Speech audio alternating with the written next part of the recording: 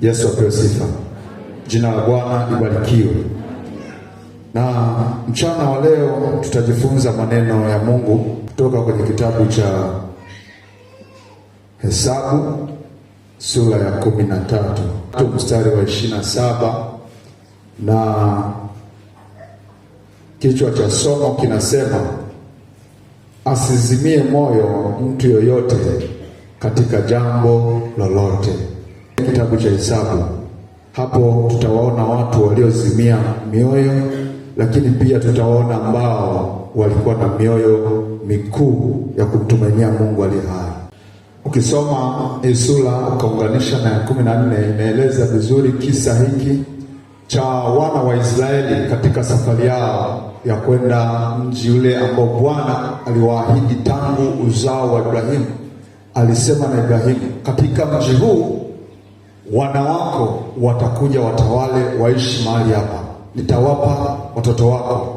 Lakini wakiwa katika safari, tunakuja kuona kisa kimoja cha hawa watu katika safari yao, walipokaribia ule mji ambao sasa wanautazamia, na Musa akawachukua kama jinsi walivyo katika familia zao, wakiwa katika uzao wa wana 12, akawachukua kwa kabila zao 12, akawatuma, nendeni katika mji ule mkaupeleleze. Yesu apewe sifa. Nao wakaenda kama walivyoagizwa na Musa.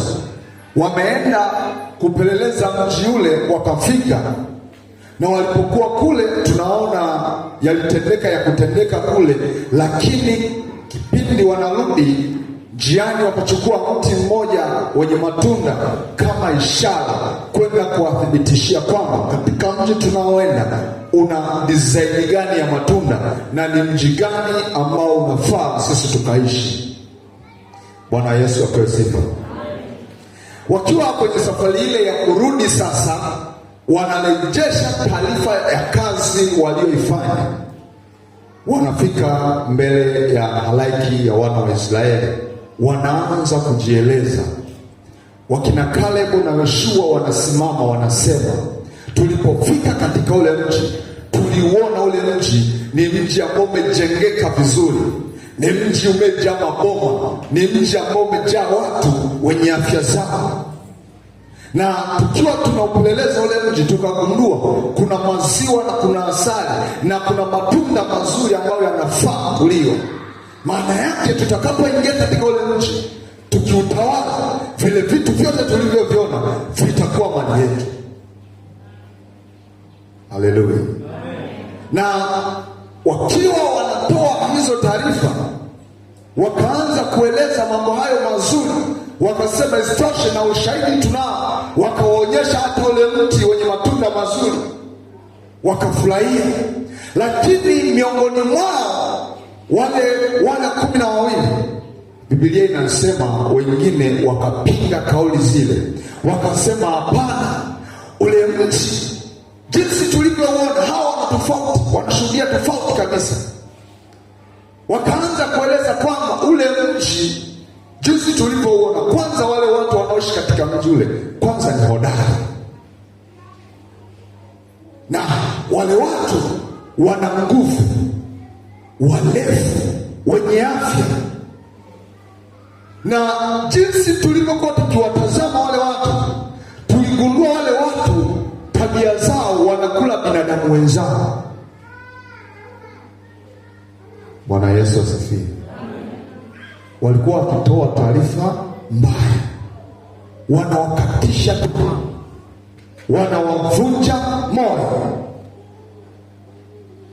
Tena isitoshe, tulipowatazama wale watu, wale wanefili waliokuwa katika ule mji na wana wa Anaki walio katika ule mji, tulipowatazama tukajiona sisi si kitu mbele zao. Tuliwaona wao ni wakubwa, na alafu sisi tukajiona ni wadogo. Tuliwaona ni majitu, na katika kuwatazama sisi tukajiona kama mapanzi. Chukua picha hiyo sasa, umtafute panzi mahali alipo, alafu umlinganishe panzi na wewe jinsi ulivyo.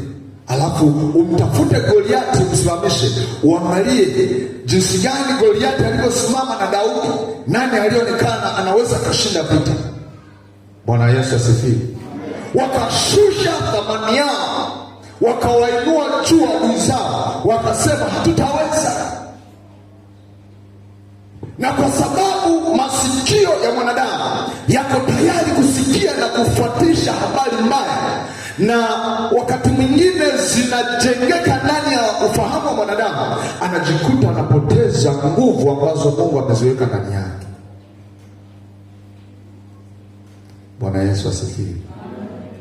Hawa watu wakapewa taarifa hizo, na walipozisikia wakasahau taarifa njema zilizotangulia kutoka kwa wana wa Israeli ambao walikuwa ni Yoshua na Caleb. Wakawaambia, hapana, hizi habari sio sahihi.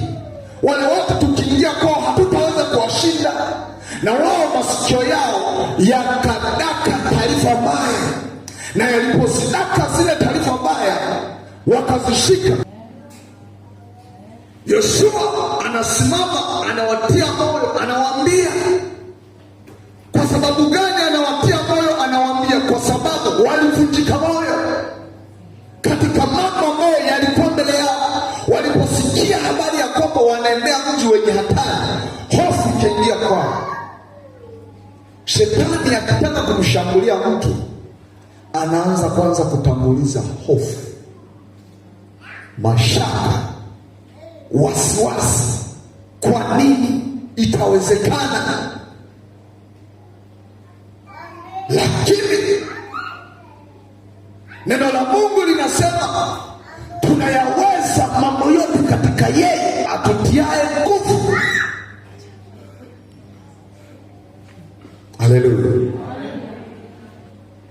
Ndipo sasa wale watu wakaghadhabika, wakachukua hatua ya kuchukua mawe wawapige, wawaangamize Musa na Yoshua.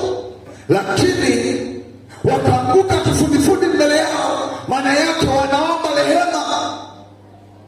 Naye Yoshua akasimama akawaambia, sikieni, akawatuliza mioyo wana wa Israeli. Sikieni niwaambie, enyi kizazi cha Mungu, ule uvuli uliokuwa juu ya hawa watu umeondolewa. Ila kama tutamsikiliza huyu Mungu na tukamfurahia, tukaonyesha pendo lake kwetu, tukalitii, hakika Bwana atatupa nchi hiyo. Lakini mkimwasi Bwana, katika nchi ile hatutaingia tena. Yamkini tuishie hapa. Sasa wakaanza kulalamika, si afadhali tungeishia Misri tu tukawa watumwa, au ni afadhali tungefia jangwani kuliko wake zetu na watoto wetu wakaangamie kule. Bwana Yesu asifiwe. Wanaeleza, lakini baada ya kuonekana ghadhabu yao imekuwa ni kali, Bwana ikabidi aingilie kati, awatulize yeye mwenyewe. Kuna wakati mambo yakishakuwa ni magumu kwa akili zako, kwa ufahamu wako, hauwezi ukayaondoa, ila unahitaji kumtafuta Mungu peke yake asimame. Haleluya. Haleluya. Shida zikiinuka, changamoto zikiinuka, hazihitaji kushirikisha wengine, zinahitaji uende magotini pa Mungu umwambie yeye mwenyewe. Maana wale waliotegemea kuambia kwamba tukutane kwenye maombi saa fulani, yamkini wasitokee. Wale waliokubaliana nao tukashughulikia jambo fulani, yamkini lisitokee.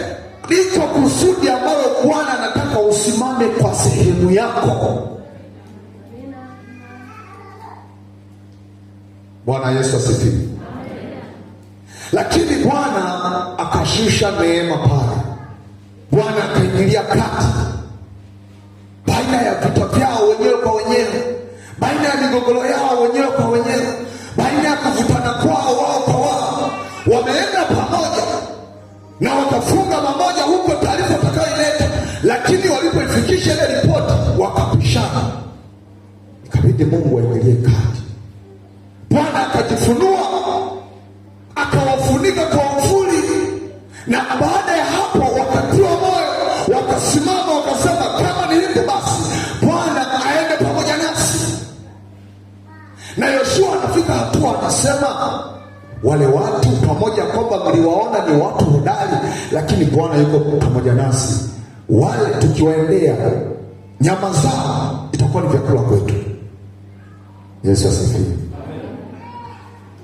Jaribu linaweza likaja mbele yako likaonekana ni mlima mkubwa, ukajiona wewe ni mdogo sana, hauwezi hilo jaribu. Lakini maneno ya Mungu yanatuambia kwamba hamwezi kujaribiwa kiasi ambacho kinazidi imani yenu.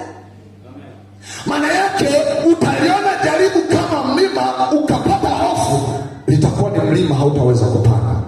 Lakini ukasema ya kwamba nitajitia nguvu katika Bwana, lile jaribu linashuka, linakuwa ndogo, utapita kama unapita kwenye tambarare.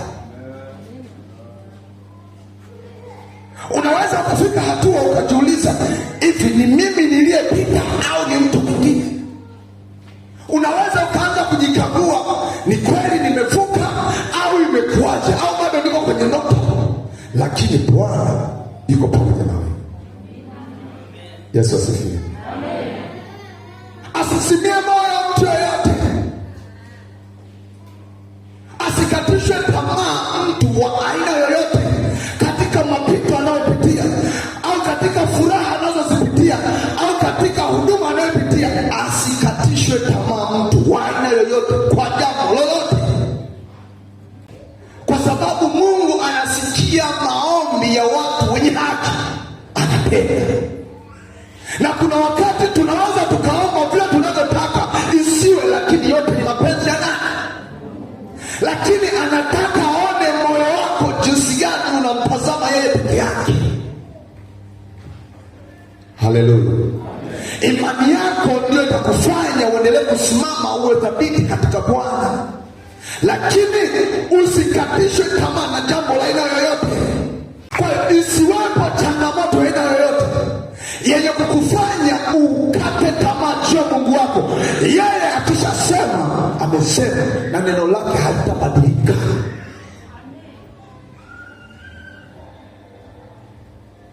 Hawa watu katika safari yao, jambo la kwanza, walivunjika moyo. Walivunjika moyo kwa sababu ya taarifa zilizowaendea. Wale watu wakasema hatuwawezi. Wale watu wana nguvu, wana uwezo, tena ni majianti, watu walioshiba. Ukijiangalia wewe afya yako hiyo, alafu uende ukasukumane mieleka na wale wako wananyanyua magunia tangawizi, utawaweza? Hautawaweza, kwa sababu wameshazoea kunyanyua vitu vizito. Lakini sasa kama ndani yako kuna msuri wa imani, inawezekana. Maana amesema katika neno lake, yasiyowezekana kwa wanadamu kwa Mungu yanawezekana. Wameshuhudia hapa, na namshukuru Mungu, ibada ya leo Roho Mtakatifu anatembea kwa kila mmoja. Naamini kuna kitu anakipata leo. Kila mtu anashuhudia kwa ushuhuda wake, ameshuhudia kwa sehemu yake. Na katika shuhuda hizi, mnapomshukuru Mungu, ndio watu wanatakiwa waendelee kujengeka katika Bwana Mungu wao, waendelee kuwa imara. Wewe ni homa tu, unaanza kwa sijui kama kesho kutakuja. Jana kwenye huduma ya ubatizo, afya yangu ilikuwa imezorota kweli, sielewi nikoje. Nikaenda kujificha mahali,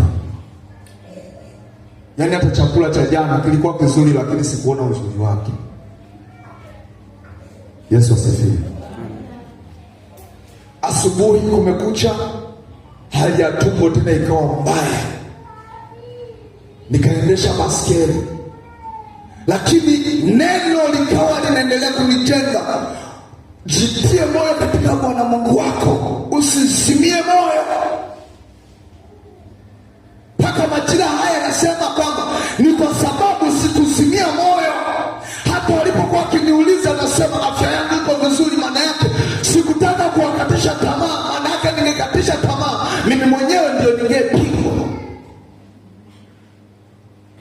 Haleluya. Jitie moyo katika Bwana Mungu wako. Iwe changamoto ya aina yoyote, iwe baya la namna yoyote, jitie moyo katika Bwana Mungu wako. Yoshua anawatuliza moyo, anawaambia, sikilizeni, uvuli uliokuwa juu yao umeondolewa, na Bwana anatufurahia tuingie katika ule mji. Na walipoenda katika ule mji, Biblia inasema waliziteka nyara za mji ule zikawa mali yao. Haleluya.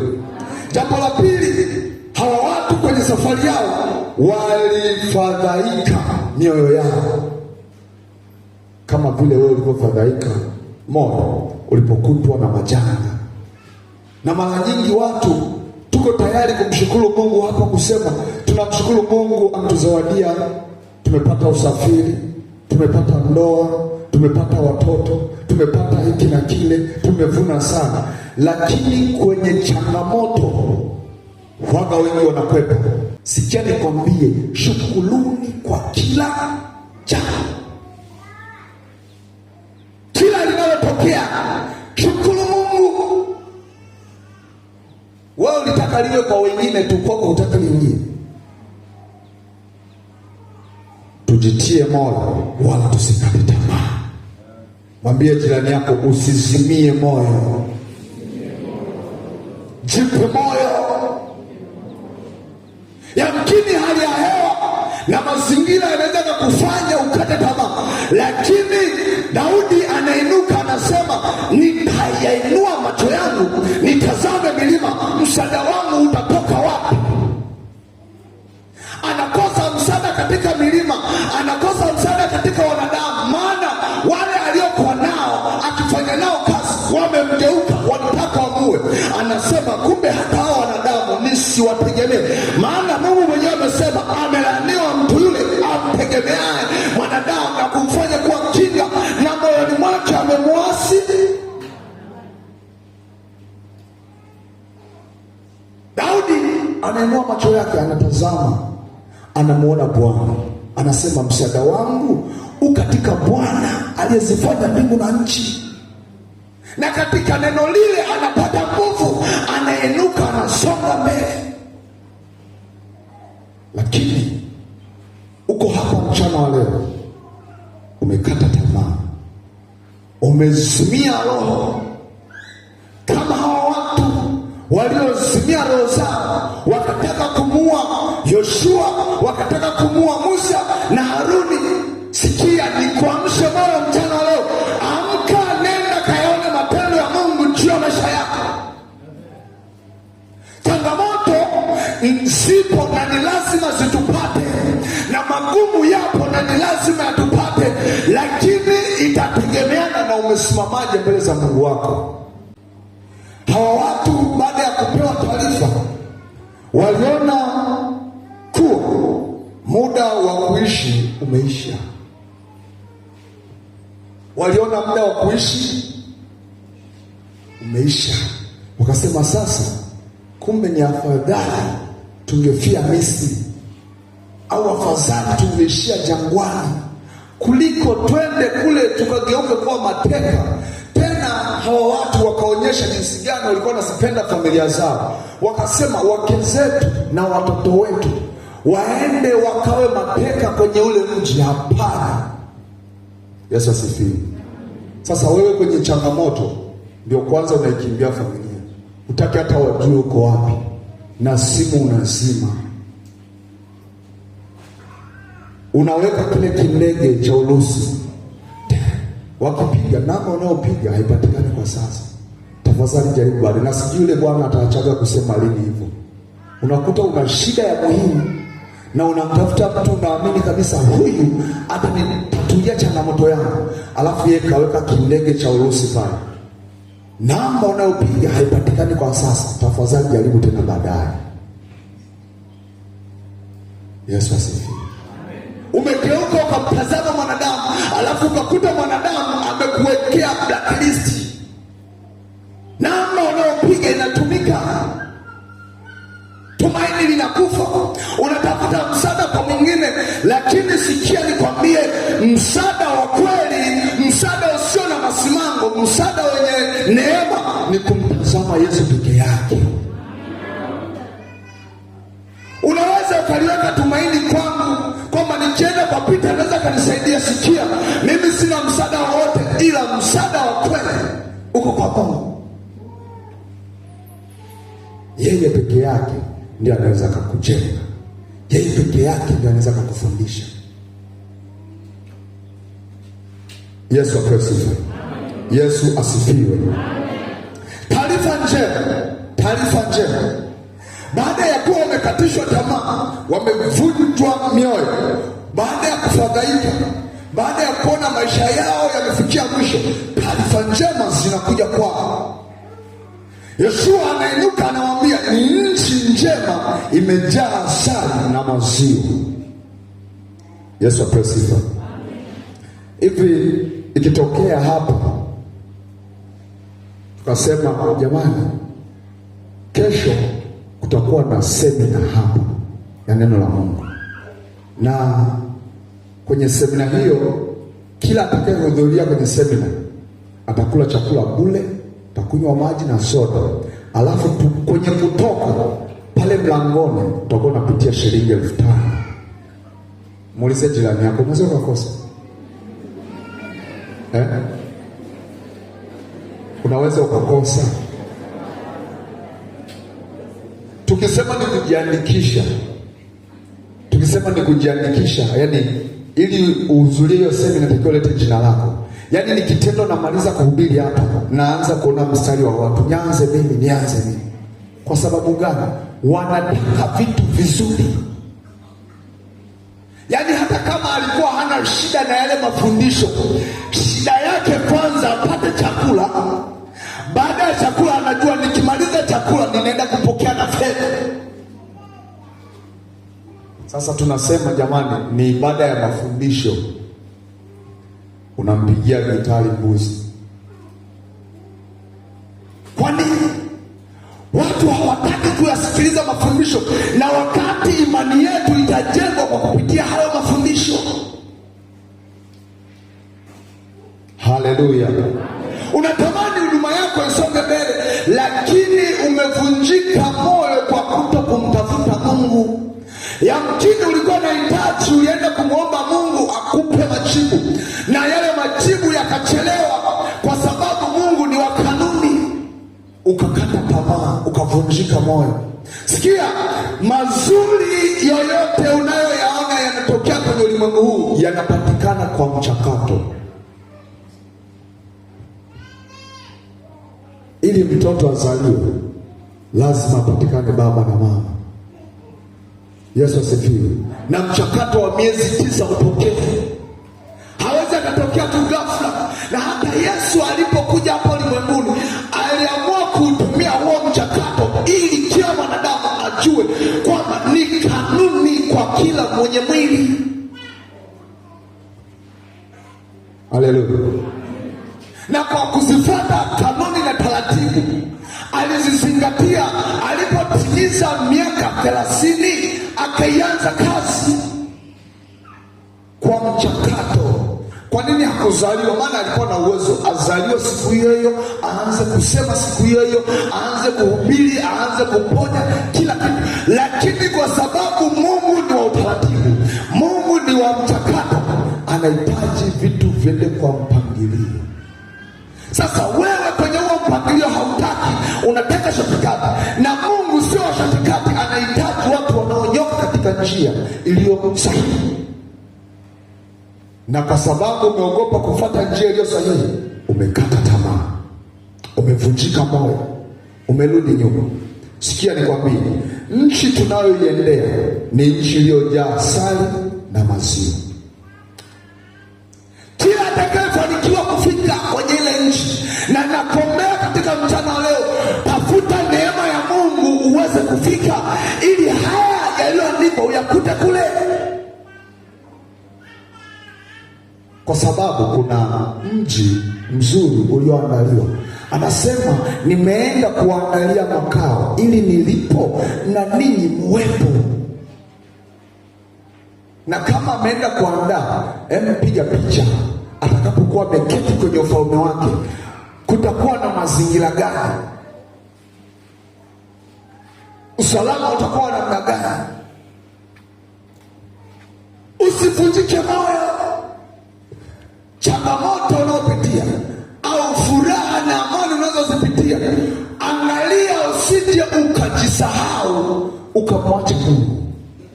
Maana hao wana wa Israeli walipofanikiwa kuvuka bahari, walishangilia, wakafurahi, wakasema hakika huyu Bwana ni mwema, ametuvusha. Wakaimba na wimbo. Lakini walipofika mbele, yalipoinuka magumu, walivunjika moyo. Nami nakwambia mchana wa leo, pamoja na kuinuka hayo mambo, usikate tamaa. Yuko atuokoaye, yuko atusaidiaye katika vipindi vyote vya amani, vya furaha, vya changamoto, vya magonjwa. Yupo, ila anahitaji aione imani yako inasimama vipi katika kumtumikia Mungu unayemwamini. Yoshua alisimama akawaambia, msiwe na wasiwasi juu ya Bwana. Maana yake tunakumbushana katika mchana wa leo kwa huyu Yesu tuliyemwamini, na wengine jana mmebatizwa kwa kumwamini mbele ya mashahidi, anasema msiwe na wasiwasi naye. Mtakapopita katika jambo lolote, mumwamini daima, na katika uaminifu wa changamoto hizo ndipo naye anajitukuza. Yeye anataka aone imani yako umeibebaje, ili aweze kusimamia katika imani yako akuponye. Yesu asifiwe. Wale watu wakamchukua ndugu yao aliyekuwa amepoza kwa siku nyingi, wakampeleka kwa Yesu aliyekuwa akifundisha gorofani, wakamtoboa dari, wakamshusha. Yesu alisema kwa imani hii. Yesu asifiwe. Aliangalia nini? Imani. Kuna vingine havihitaji kukesha na kuomba, vinahitaji imani, ili utakapoenda kukesha na kuomba vipokee, ila utangulize imani. Yamkini unaweza ukakesha na kuomba, kumbe umefunga, ila umeshinda njaa, hujapata majibu. Lakini imani ikiwepo thabiti, alafu ukaingia katika kukesha na kuomba, matokeo yataonekana. Unaweza ukafunga siku 40 ukazimaliza, lakini kama hauna imani na yule uliyefunga siku zote hizo, hauoni matokeo. Mambo matatu ya kujifunza katika neno hili. Mambo matatu ya kujifunza katika neno hili. Jambo la kwanza, puuzia taarifa zote zinazokatisha tamaa ya maisha yako. Jambo la kwanza, puuzia taarifa zozote zinazokatisha tamaa kwenye maisha yako. Zipuuze.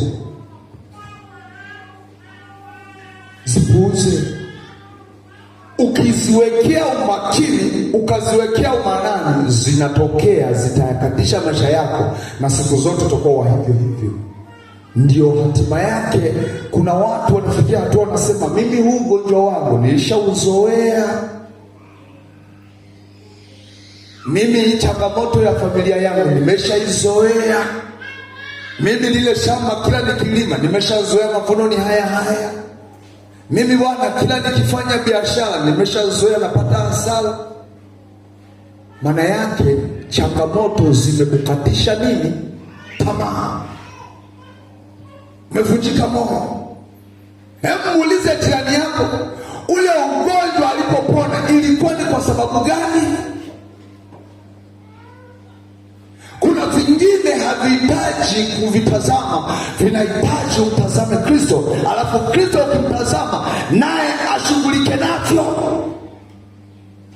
Lakini ukivichukua binafsi yako, haiwezekani na wala havitaondoka. Haleluya. Jambo la pili, amini 100%. Amini 100% ahadi za Mungu kwenye maisha yako. Yoshua aliziamini 100% ahadi za Mungu. Akawaambia, kama alimwahidi Ibrahimu, akaja akamwahidi Isaka, akaja akamwahidi na Yakobo, akatuahidi hata sisi. kwamba atatuchukua aturudishe kwenye nchi yetu, yeye hadanganyi, hakika tutaingia. Alibeba imani ya kumwamini Mungu kwa 100%, na kwa kitendo cha kumwamini Mungu kwa 100%, imani ile ndiyo iliyomfanya yeye na Kaleb waweze kufika kwenye nchi ya ahadi wakiwa wawili. Wanaweza kusema wengine hawatanielewa. Katika kile kizazi kilichotoka Misri ambacho kilipitia kipindi cha utumwa, waliofika katika ile nchi ya ahadi walikuwa ni wawili. Hawa wengine waliokuwa maelfu waliokanyaga kwenye ile nchi ya ahadi walizaliwa njiani. Kwa ukiwauliza habari za mateso ya Misri hawasijui, lakini walikuwepo watu wawili walioyapitia mateso ya Misri, wakatoka kwenye mateso wakasafiri miaka 40 mpaka kufika jangwani, wakala mana, wakala na kwale pale, wakanywa maji kwenye mwamba, wakaiona nyoka ya shaba, wanaingia kwenye mji wa ahadi wawili. Na ndivyo ilivyo hata sasa. Tunakusanyika ni wengi, lakini watakaouona ule ufalme ni wale watakaojikana imani yao na kumtazama Yesu katika kipindi hiki. Haya maisha tunayoishi hapa yanakatisha tamaa, yanavunja moyo. Matukio mbalimbali yanayotokea kwenye haya maisha tulionayo na vipindi vinavyoendelea vinatuvunja moyo, vinalivunja moyo kanisa.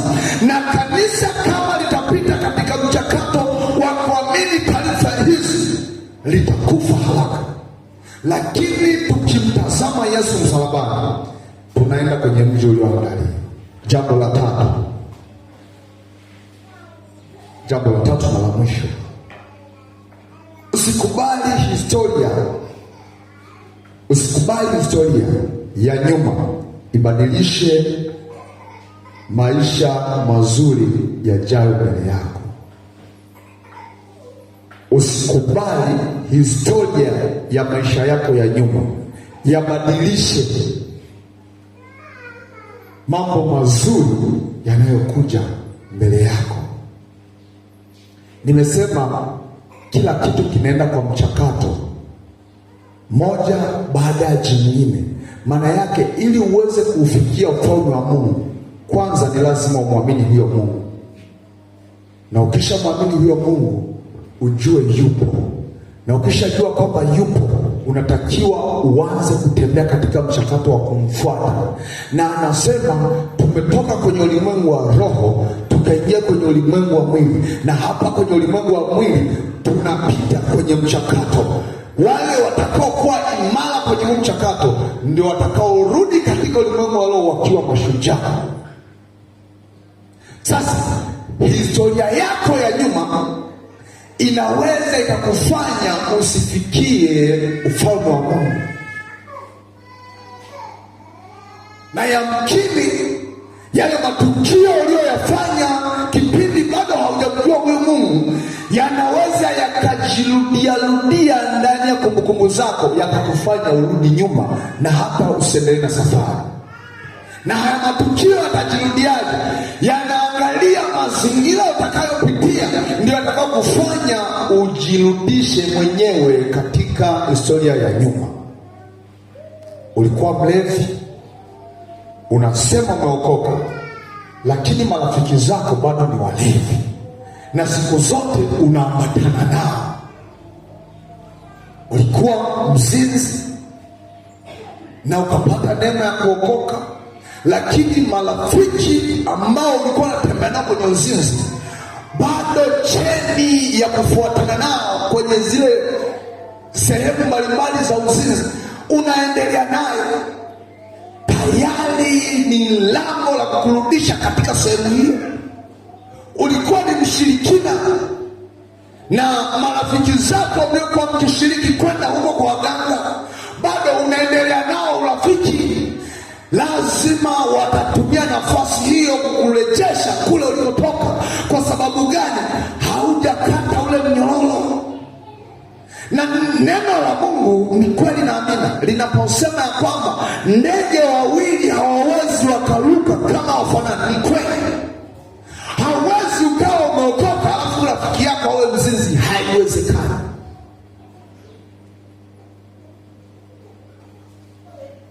Haleluya, amen. Kwa jinsi gani sasa historia zetu za nyuma